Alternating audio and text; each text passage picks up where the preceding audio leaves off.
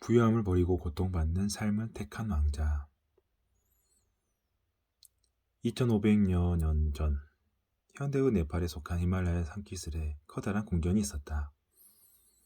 이곳의 왕은 곧 태어날 아들을 맞이할 준비를 하고 있었다.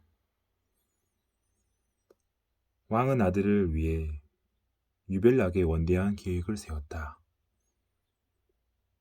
아들의 삶을 완벽하게 만들기로 한 것이다. 아이는 고통을 모른 채 자랄 것이며 욕구와 욕망이 일렁일 때마다 그에 대한 설명이 주어질 터였다.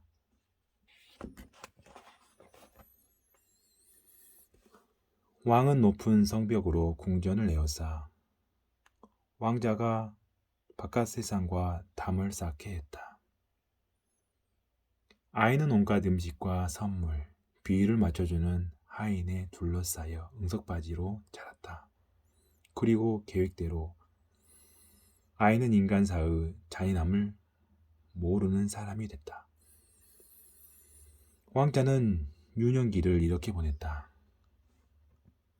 하지만 그렇게 풍요함을 한없이 누렸음에도 왕자는 방황하는 청년이 되었다. 곧 모든 경험이 공허하고 가치 없게 느껴졌다. 아버지가 무엇을 주든 충분치 않았으며 아무 의미도 없는 듯했다. 어느 깊은 밤, 왕자는 궁전을 몰래 빠져나가 성벽 너머 세상을 보기로 했다. 하인에게 말을 몰게 해 성 밖의 마을을 둘러보는 동안 왕자는 등골이 오싹해졌다. 난생 처음 인간의 고통을 목격했기 때문이다. 병자와 노인, 노숙자, 고통에 신음하는 자, 심지어 죽어가는 자를 봤다. 궁전으로 돌아온 왕자는 실존적 위기에 직면했다. 자신이 본 광경을 어떻게 받아들여야 할지 몰랐기에 모든 것이 못마땅하게 느껴져 불평을 마구 늘어놓았다. 그리고 젊은이들이 흔히 그러하듯 이게 다 아버지 때문이라며 아버지 탓을 했다. 왕자는 생각했다. 나를 이렇게 불행하게 만든 것, 내 삶을 이렇게 무의미하게 만든 것은 부유함이라고. 결국 왕자는 도망치기로 결심했다. 그런데 그 아버지의 그 아들이라 했던가, 왕자 또한 원대한 계획을 세웠다. 그냥 도망치는 게 아니라 특권과 가족과 소유물 일체를 버리고 동물처럼 흙바닥에서 뒹굴며 거리에서 살아가기로 한 것이다. 그곳에서 왕자는 자신을 굶기고 고문하며 낯선 이에게 음식 찌꺼기를 구걸하다 생을 마감하게 될 터였다. 다음날 밤 왕자는 다시 궁전을 빠져나왔다. 이번엔 돌아가지 않을 작정을 하고서 몇 년 동안 왕자는 불황자로 살았다. 사회에서 버려지고 잊힌 잉여인간으로 사회계급의 밑바닥에 말라붙은 개똥 같은 존재로, 그리고 계획대로 왕자는 엄청나게 고통받았다. 질병, 굶주림, 고뇌, 외로움에 시달렸고 타락했다. 말 그대로 죽기 일보 직전에 처한 적도 있었고 나무 열매 하나로 삼시세끼를 때우기 일쑤였다. 그렇게 몇 년이 지나갔다. 그리고 또 몇 년이 그리고 아무 일도 일어나지 않았다. 이윽고 왕자는 고통받은 삶이 그렇게 좋은 것만은 아니라는 생각이 들었다.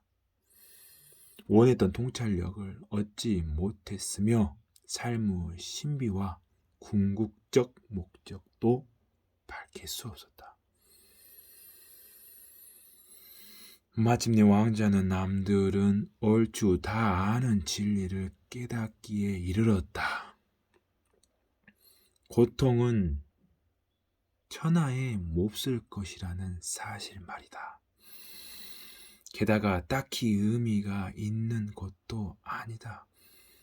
부와 마찬가지로 고통도 목적이 없다면 아무런 가치가 없다. 이윽고 왕자는 자신의 원대한 계획이 아버지의 것처럼 형편없는 생각이었다는 결론에 도달했다. 그렇다면 이제 뭔가 다른 것을 해야 한다. 혼란에 빠진 왕자는 몸을 씻고 강가에 있는 큰 나무에 자리를 잡았다. 왕자는 그곳에 앉아 또 다른 원대한 생각에 떠오를 때까지 일어나지 않으리라고 결심했다. 전설에 따르면 왕자는 나무 아래에서 49일을 앉아 있었다. 49일을 한 자리에 앉아 있는 게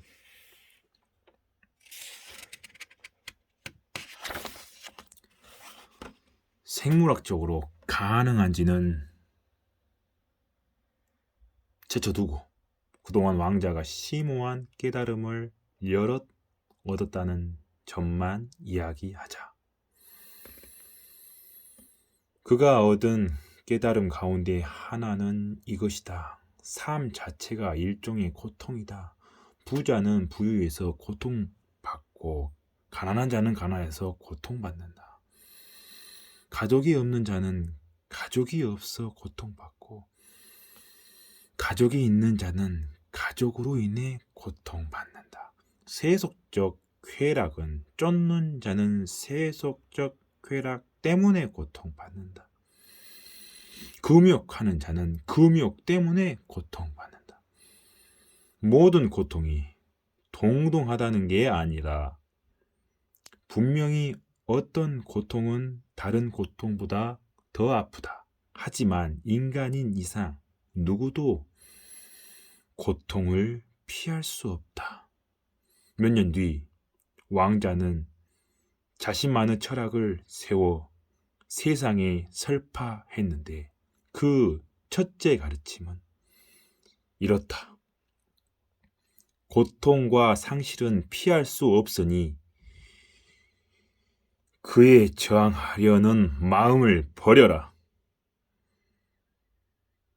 사람들은 훗날 그를 부처라 불렀다. 붓다. 높아심에 덧붙이자면 그는 꽤 거물이었다.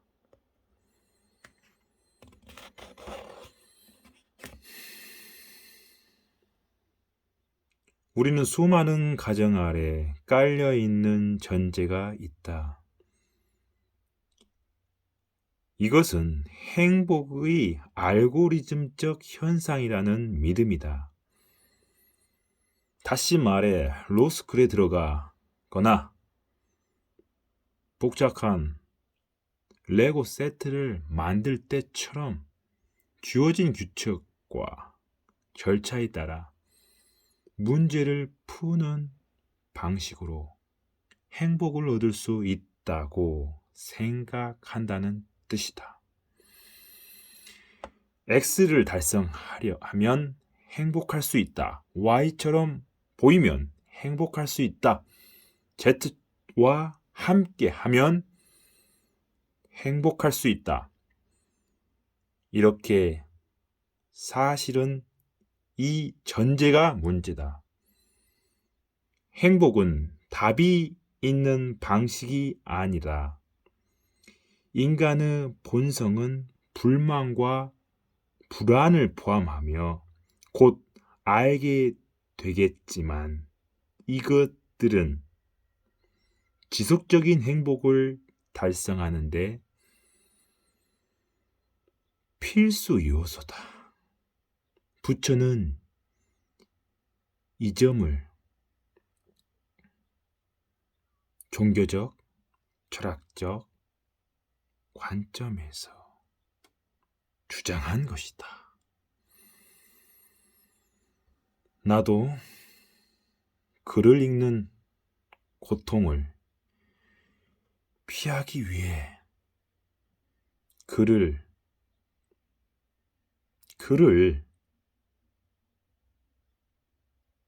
말하듯 읽으며